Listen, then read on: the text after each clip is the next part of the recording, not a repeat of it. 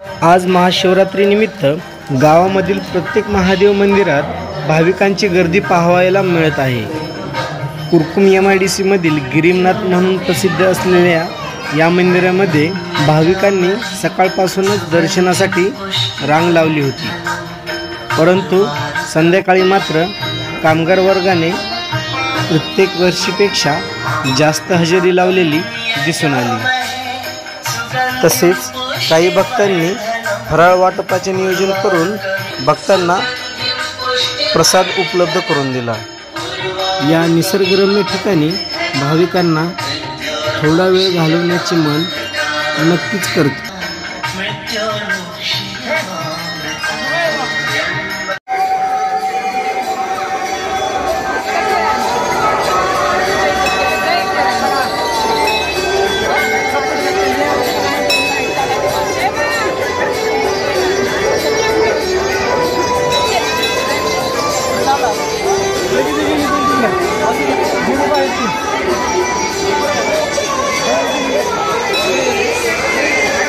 आपल्या जवळील बातम्या आपल्यापर्यंत लवकरात लवकर पोहोचण्यासाठी आमच्या भारत न्यूज लाईव्ह बुलेटिन चॅनलला आत्ता सबस्क्राइब करा।